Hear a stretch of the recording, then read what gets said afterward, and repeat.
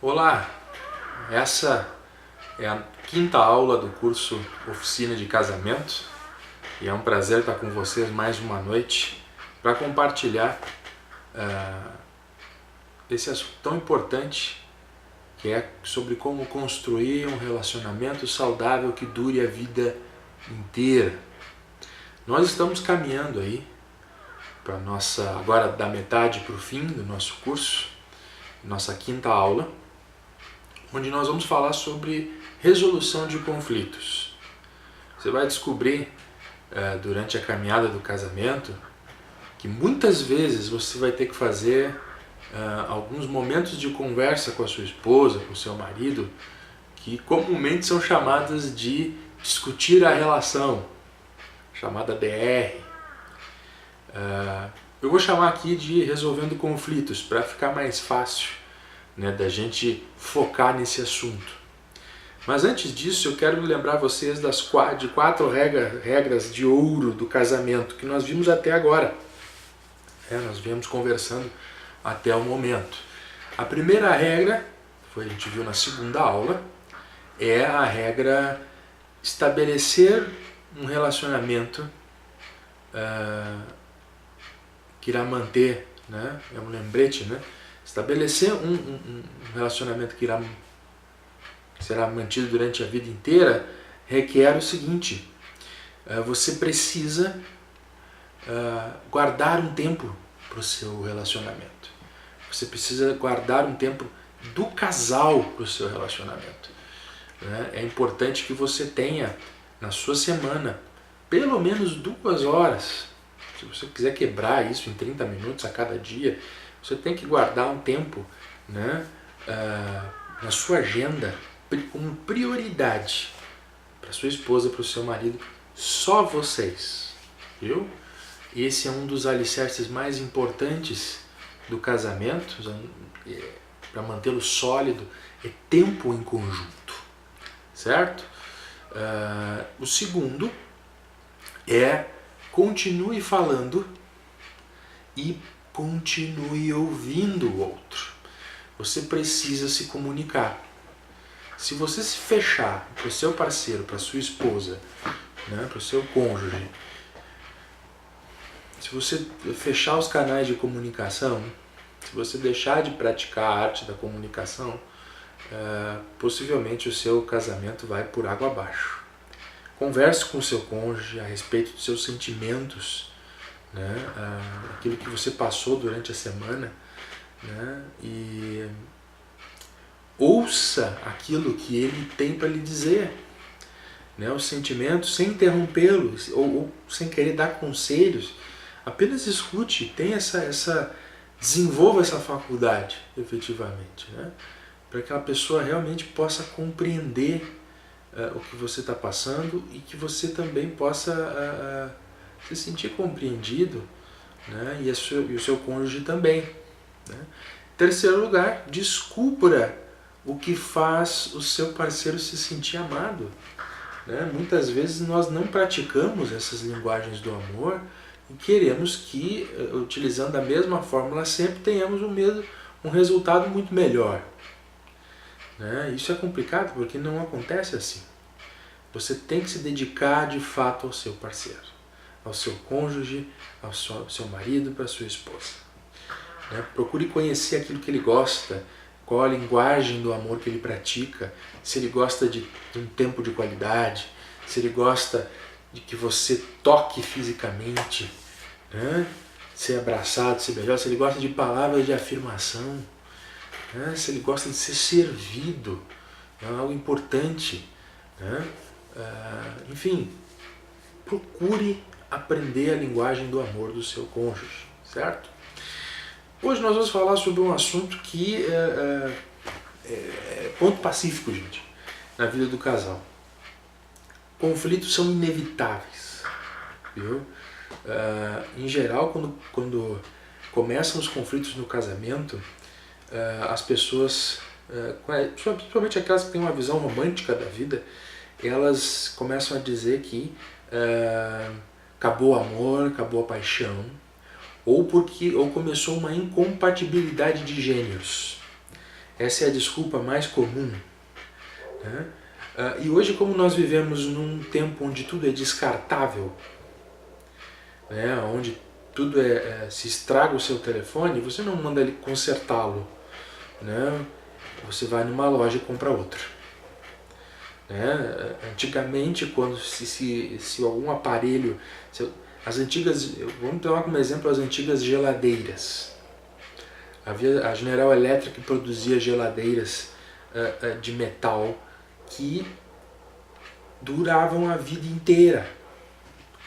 Né? Ou máquinas de lavar que a Electrolux produzia, minha mãe tinha uma, e que ela, por nada desse mundo ela se desfazia. Por quê? Porque aquilo ali era feito para durar a vida inteira. Hoje as coisas não são feitas para isso, são feitas de uma perspectiva do descartável, e muitas vezes nós levamos isso para a nossa vida, para os nossos relacionamentos. Então assim, se eu começo a brigar, a discutir com o meu parceiro, eu vou arranjar alguém que me alegre, entendeu? Que eu não quero discutir. Mas há um leve engano nessa história. Para que você construir um relacionamento sólido, você precisa conversar, e muitas vezes as diferenças de vocês vão aparecer. Eu posso dizer assim, com certeza, vocês têm opiniões diferentes, né? Vocês vieram de contextos diferentes. Muitas vezes a família de um funciona de uma família diferente da outra. Vocês mesmos aprenderam a resolver algumas questões da vida de forma difusa. Né? E aí vocês precisam achar um modus vivendi, um modus operandi, um conjunto, ou seja, como é que vocês vão resolver determinadas questões, o modo de vocês. Enquanto vocês não pararem e elaborarem esse modo de vida de vocês, esse modus operandi de vocês, vocês vão patinar.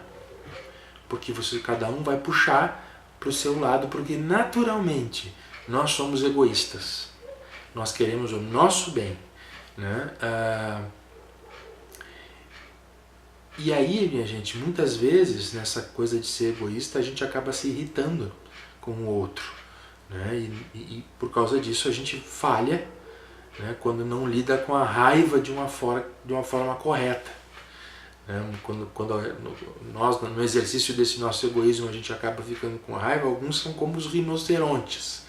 Né? O rinoceronte é aquele animal grande, enorme, né? Eles atacam quando são provocados. E outros de nós, né, somos como os porcos espinhos. Né? Eles fogem quando são ameaçados.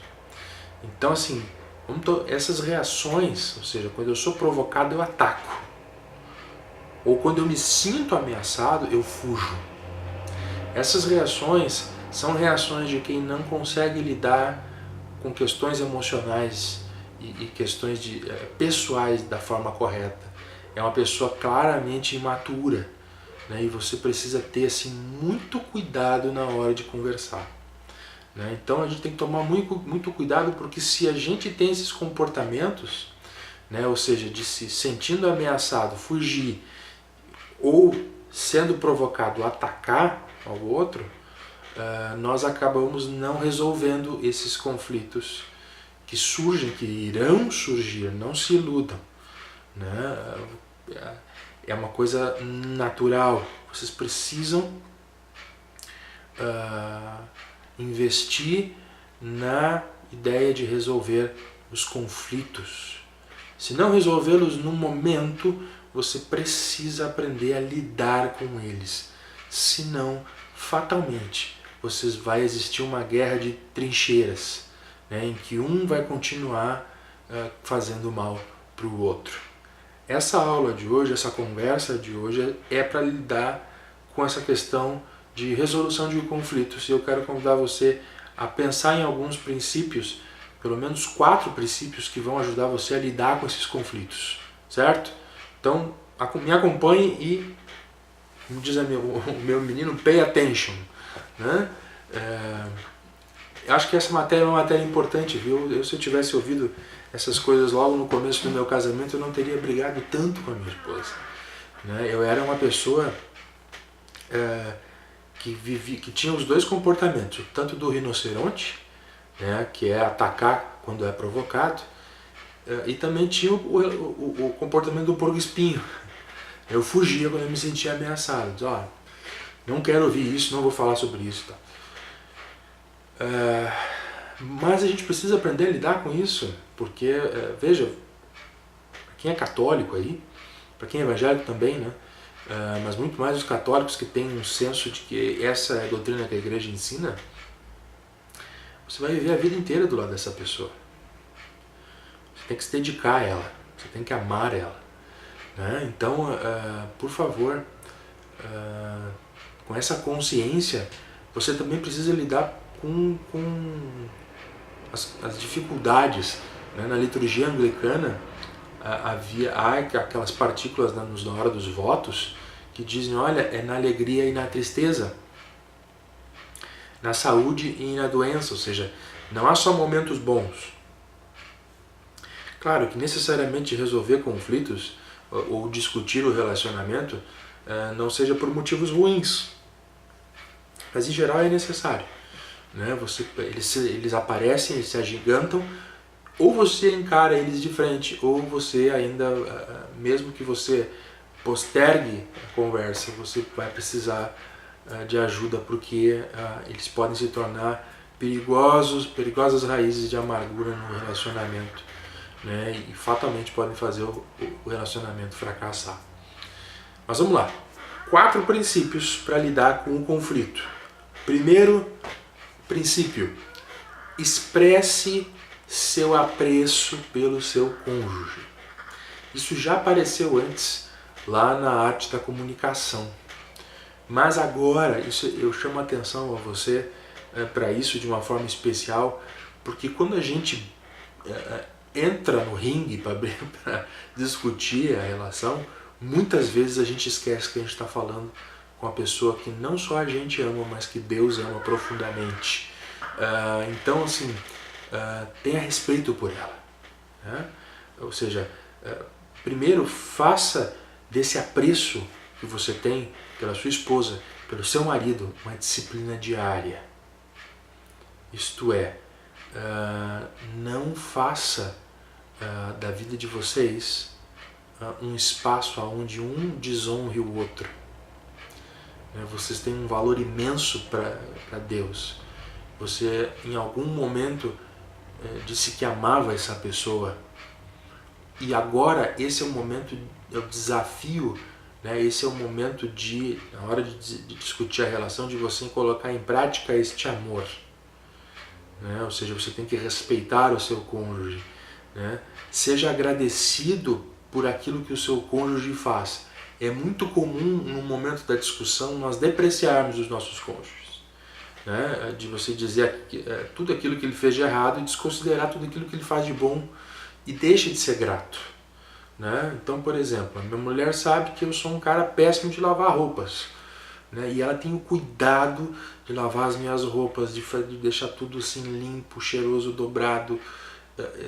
Dá gosto de ver assim, a dedicação com que ela faz isso, os cuidados da casa, a comida.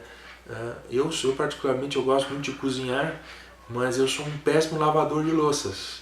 Né? Então, ela disse, olha, a hora que tu aprender a lavar a louça e deixar tudo limpo daquilo que tu sujou para fazer a comida, tu vai ser um marido perfeito. Mas a gente tem que apreciar tudo aquilo que o nosso cônjuge faz por nós, viu? E ser gratos. Né? Aprecie também o seu cônjuge por quem ele é. Isso é uma verdade que muitas vezes nós nos esquecemos. Muitas vezes, gente, na hora da discussão acalorada, você pode se esquecer de quem é o seu cônjuge.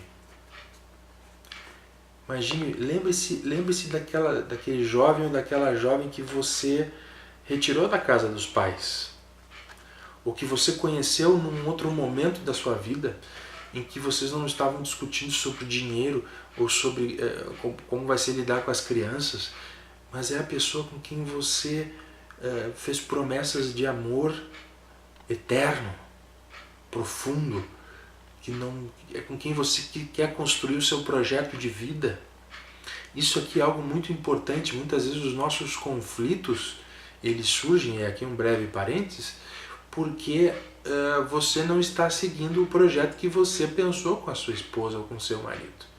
Ah, Gustavo, mas eu casei para ser feliz? Eu quero lembrar para você o seguinte: você não casou para ser feliz. O seu projeto de vida é casar para fazer o seu cônjuge feliz, o seu marido, a sua esposa feliz. Não tem a ver com você. Você compreende isso? Seja altruísta nisso que eu estou lhe falando, né? Frente a isso, se você resolve ser egoísta, você não está cumprindo o projeto de vida que você combinou com o seu cônjuge diante de Deus. De amar, de cuidar, sabe? De estar próximo, de ser fiel. Então você tem que discutir isso e levar em conta que ali está a mãe dos seus filhos, o pai dos seus filhos, e que merece o seu respeito. O seu mais alto respeito. Lembre-se que você continua debaixo de amar o seu próximo como a si mesmo. Ou seja, não fale para ele ou para ela aquilo que você não gostaria que falassem para você. Né? Ou seja, a primeira lição básica na hora de discutir a relação: pô, Gustavo, eu estou com a cabeça quente. Bueno, se tu está com a cabeça quente, é melhor nem discutir. Né? E eu vou chegar lá, eu vou orientar vocês a respeito disso. Mas mais à frente eu vou falar sobre isso, sobre não discutir de cabeça aquecida, porque em geral quando a gente discute com a cabeça aquecida, a gente fala coisas que ferem profundamente o nosso cônjuge. A gente tem que tomar muito cuidado com isso. Primeiro princípio: expresse o apreço que você tem por seu cônjuge. Assim, olha, o negócio é o seguinte: eu te amo, eu te respeito muito, mas tem algumas coisas que a gente precisa lidar de frente. Tá? Eu tenho erros, tu tem erros, defeitos, que nós precisamos corrigir. Vamos tentar? Bueno. O que nós temos então como esse primeiro princípio, que é a gente expressar o nosso apreço um pelo outro. Segundo grande princípio é reconhecer as suas diferenças. Vocês não são iguais. Nos vídeos que eu fiz sobre o papel do homem e da mulher, eu não sei se vocês todos assistiram, mas se não assistiram ainda, eu sugiro que assistam. Eles foram enviados junto, ou por e-mail, ou estão lá na página do Facebook.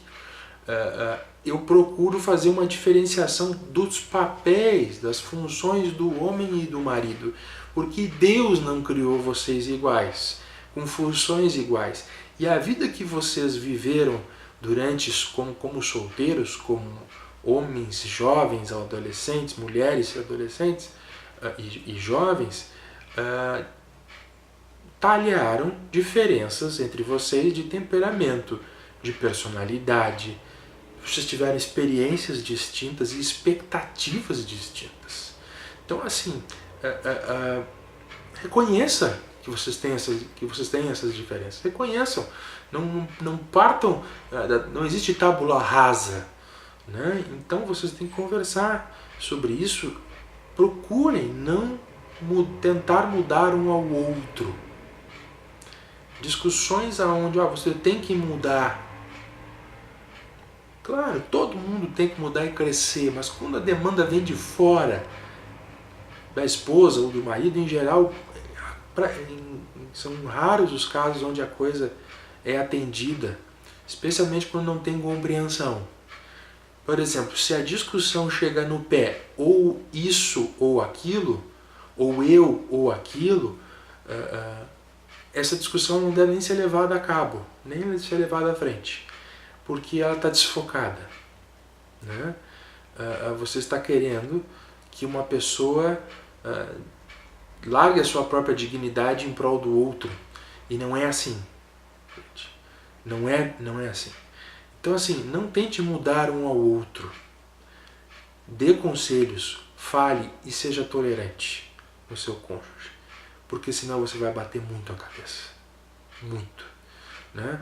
Procure complementar um ao outro. Né? Apoie o outro em suas fraquezas. Reconhecer suas fraquezas é o começo da vitória. Né? Isso aqui não é conversa de Igreja Universal nem do Silas Malafaia.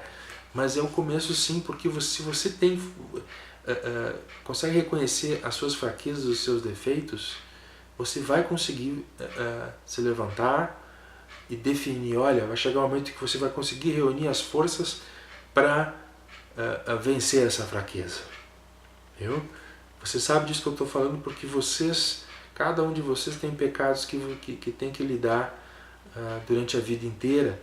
Alguns são muito vaidosos, outros são muito orgulhosos, outros têm pecados a respeito do corpo, físicos, em termos de desejo sexual, que é uma coisa muito forte. Alguns são muito ambiciosos e gananciosos, né? Então, assim, esses pecados que são fraquezas também, eles são vencidos quando se adquirem virtudes, né? E essas virtudes elas são desenvolvidas durante um longo período, um longo momento de provações, mas eles chegam porque Deus nos manda e nos acompanha na aquisição dessas virtudes, né, que vencem as nossas fraquezas. Então, assim, o cônjuge ele tem que incentivar, né, não ficar fiscalizando. O cônjuge tem que rezar mais, sabe? Muitas vezes nós tentamos resolver conflitos na base da briga e não na base da conversa com Deus. Eu vou chegar mais adiante sobre isso. Então, o primeiro princípio, expresse seu apreço. Segundo princípio, reconheça suas diferenças. Terceiro princípio, negocie, viu, as áreas de conflito. Negociar ao invés de atacar. Render-se ou pechinchar. Isso é uma linguagem de comércio, mas vocês precisam aprender a conversar um com o outro de maneira que se desenvolva uma linguagem da relação. De maneira que vocês encontrem concórdia, né, no conflito. O que é isso, concórdia? Concórdia é um termo latino que quer expressar o seguinte: vocês precisam colocar o coração de vocês concorde. Vocês precisam colocar o coração de vocês na decisão que vocês tomaram. Vocês entraram em concórdia, né? Ambos colocaram o coração nisso, né? Vocês têm que buscar entre vocês manter uma paz, né? E essa paz ela tem alguns passos para ser construídos. Anote aí, eu vou dizendo para você então como melhor resolver o seu conflito. Vamos lá. Em primeiro lugar, procure a melhor hora para conversar. Ah, Gustavo, mas não tem que dialogar? Toda hora é hora, não é? Não, não é. Claro que não existe uma hora. O seu cônjuge tem que estar à disposição de conversar.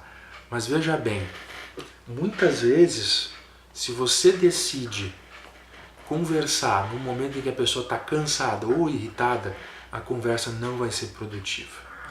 Em geral, muitos casais estabeleceram o que se chama a regra das 10 horas, ou seja, depois das 10 horas, a hora em que você está com sono, está cansado, não converse sobre assuntos sérios, viu? Porque rende muito pouco. Procure a melhor hora para conversar.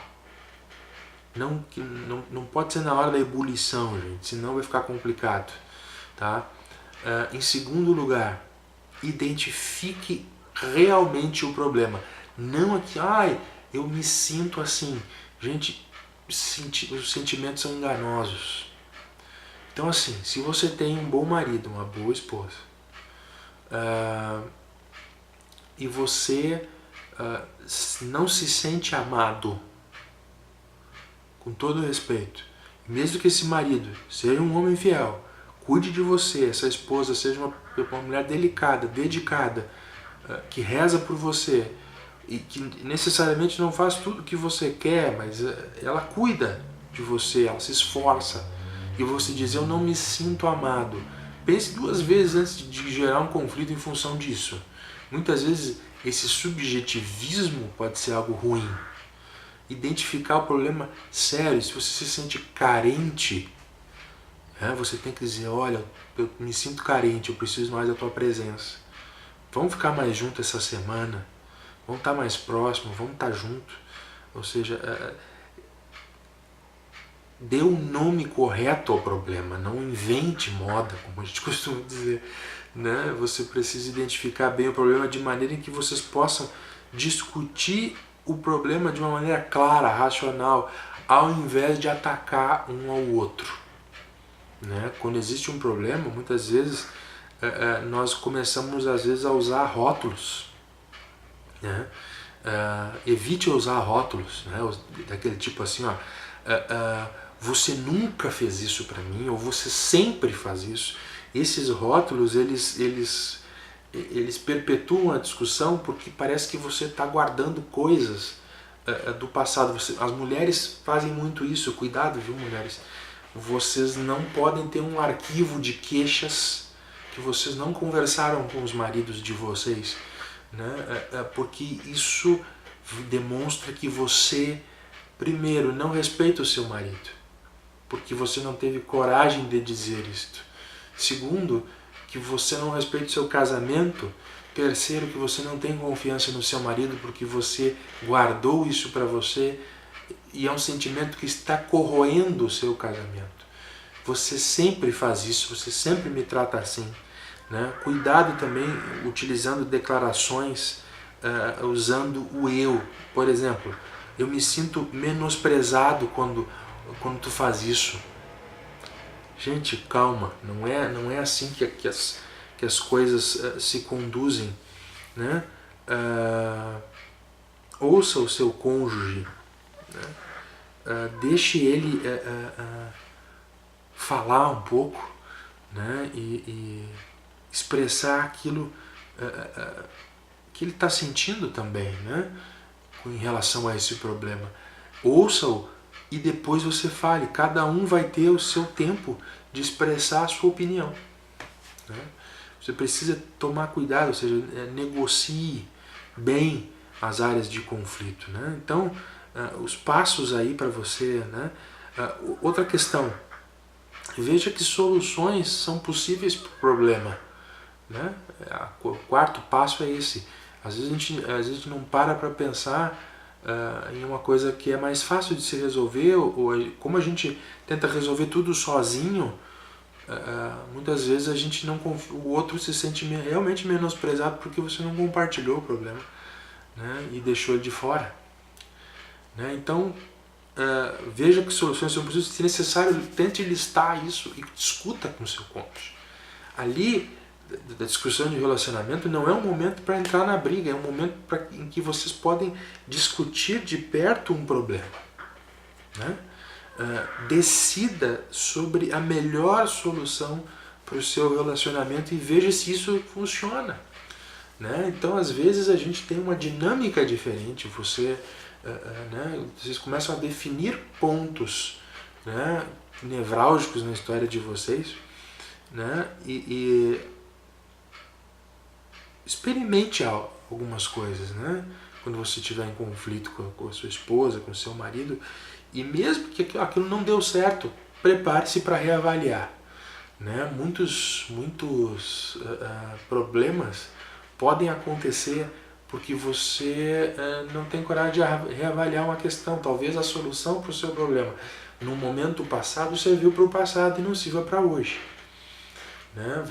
Às vezes o seu marido é uma pessoa que viaja muito, né?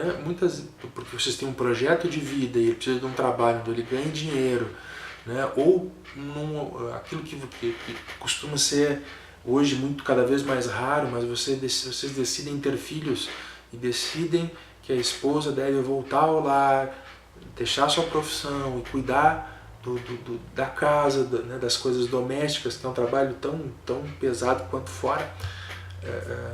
Muitas vezes você precisa reavaliar os projetos de vida, né? Você precisa rever se tudo aquilo que tu tinha planejado para ti realmente é aquilo que tu deve fazer, né? Porque se entra outras variáveis nesse problema, você precisa readaptar, né? Rever, né? Eu gosto muito de falar de um exemplo que é a respeito da cama, né? E eu sou um cara que tem 1,95 m. Então vocês imaginem, se geralmente os colchões nas camas, elas são camas fracas e são camas de pra gente que tem 1,90 m no máximo, assim. Então é muito comum a gente ter, eu dormi com os pés para fora. Minha mulher é menor do que eu, tem 1,70 m, mas para ela a cama é tranquila. Agora para mim é mais difícil. Quando nós encontramos uma cama daquelas especiais, sabe, 2,15 m, 2,20 m de tamanho, surgiu um problema aí. Eu sou um cara que me viro demais enquanto durmo. Então, fatalmente, nós puxamos a coberta um do outro. A gente brigou muito com isso. Com o advento dessa cama grande, nós tivemos que ter lençóis separados e cobertas separadas. Ah, mas isso dificulta a intimidade? Não, necessariamente não. Né? A gente sempre está cada vez mais próximo, mais juntos, né? Na hora de estar perto, um cede a coberta para o outro, mas cada um volta para a sua e cada um fica aquecido. Então, assim, esse é um conflito simples, porque não tem nada de espetacular, nem de espinhoso, né? Mas, por exemplo, quando surge alguma questão de característica, né, daquilo que a gente aprendeu por ensino dos nossos pais, pela convivência dos nossos pais. Na sua casa paterna era de uma forma, e agora isso está acontecendo na sua casa. Né? Então, por exemplo, uma coisa que eu e a Camila decidimos em termos de educação de filhos.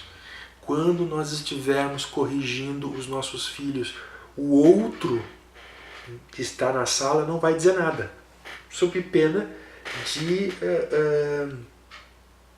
de desautorizar o outro. Porque a criança está vendo. E se a conversa de vocês não for uniforme, ele vai assimilar isso. E você corre o risco, né, de ser desautorizado, porque a criança vai sacar que o outro está desautorizando você. Claro, se o outro tem uma questão a ser resolvida sobre a correção do filho especial, em particular, ele deve ser dito em particular. Discussões entre pais devem ser feitas com respeito dentro dos quartos e não na frente das crianças. A criança tem que crescer num ambiente alegre e feliz. Mas os pais conversando, mas muitas vezes diz respeito a conversa de bastidor, como que eles vão agir na educação do filho. O filho não tem que saber disso. Então muitas vezes essas conversas são espinhosas e são difíceis, porque geralmente uma das pessoas, né, tem uma forma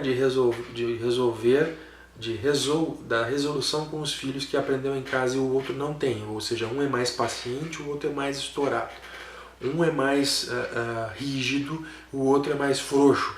Isso precisa ser conversado, né? E pode ser conversado de uma maneira pacífica. Então lembre comigo aí dos passos. Evite os rótulos. Não utilize declarações, eu me sinto menosprezado.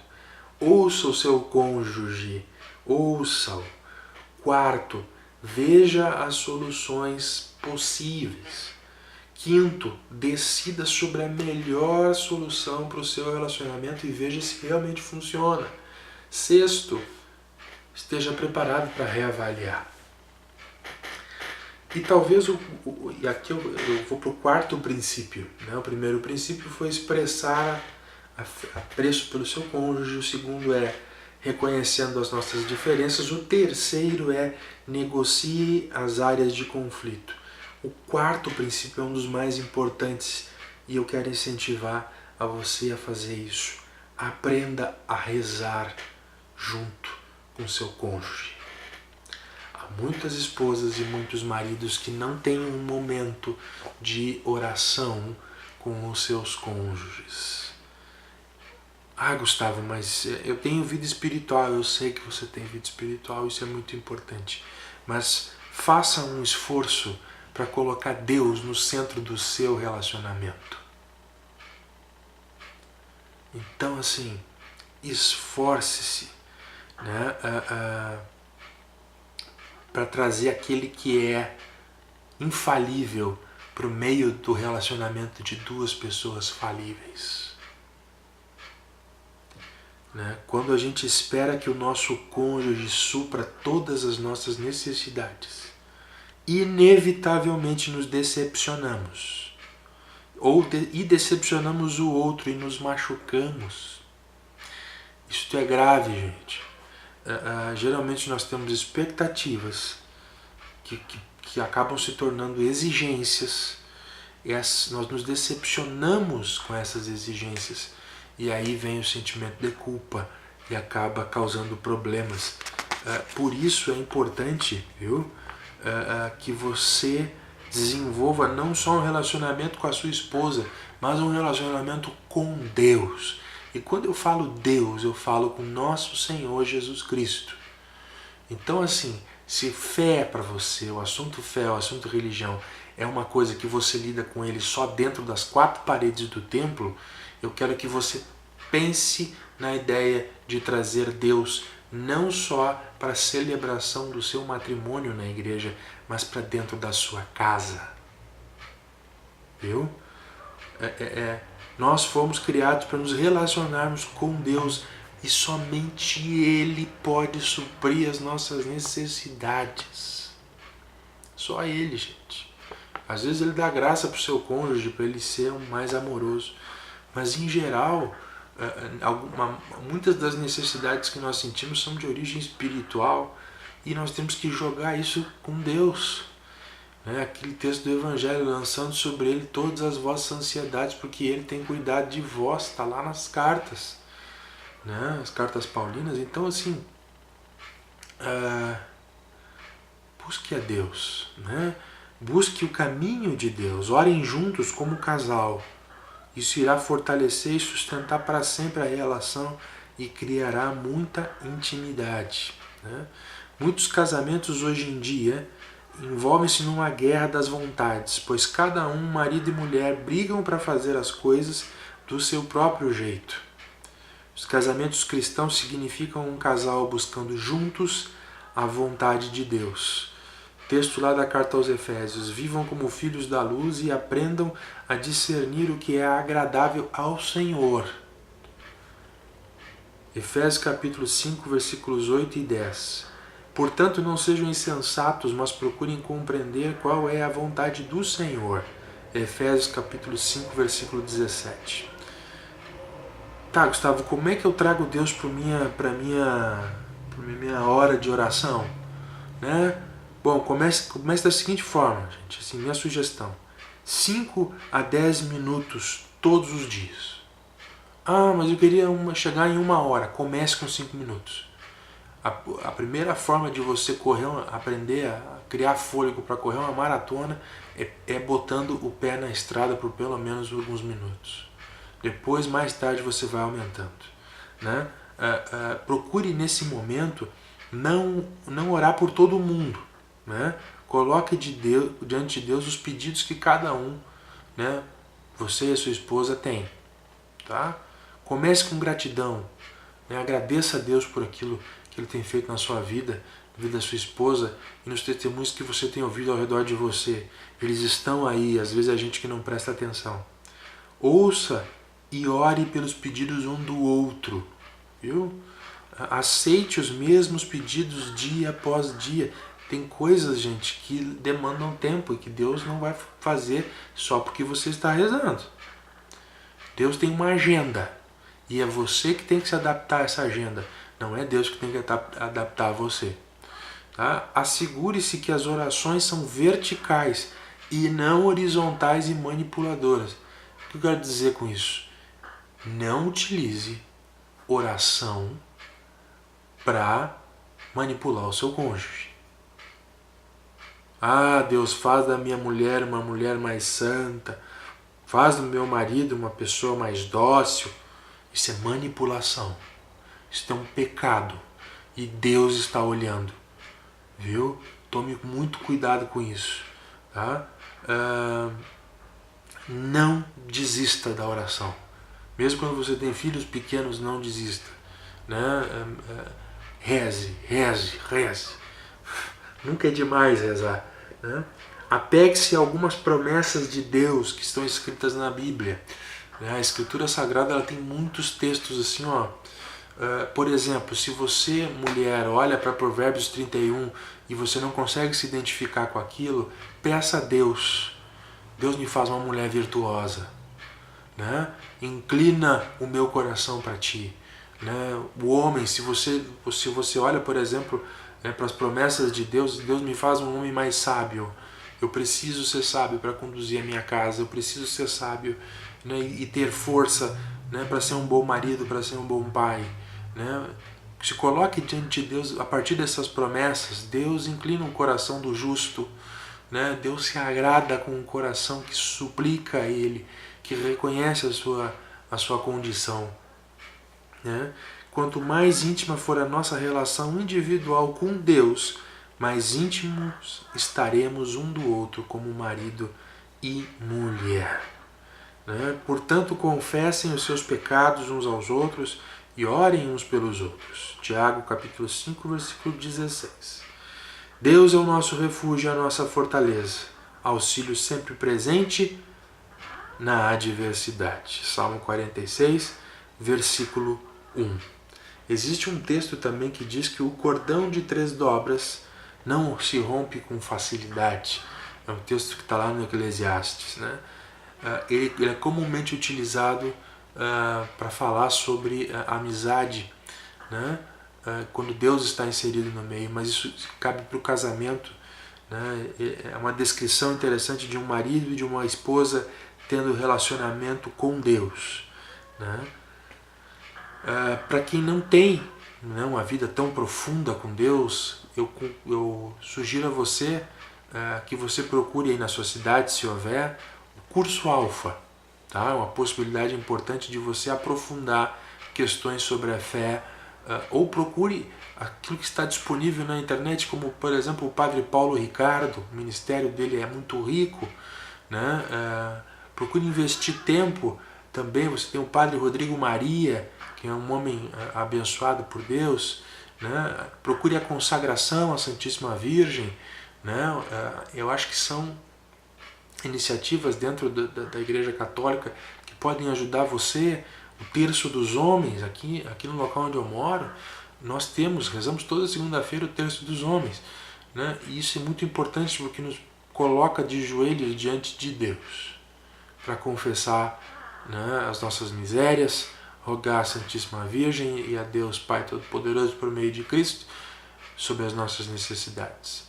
Vejam, nós sempre teremos conflitos, mas nós também temos um Deus poderoso que nos ajuda a resolvê-los, a todos na medida em que a gente abre nosso coração, né, para resolver esses conflitos, né?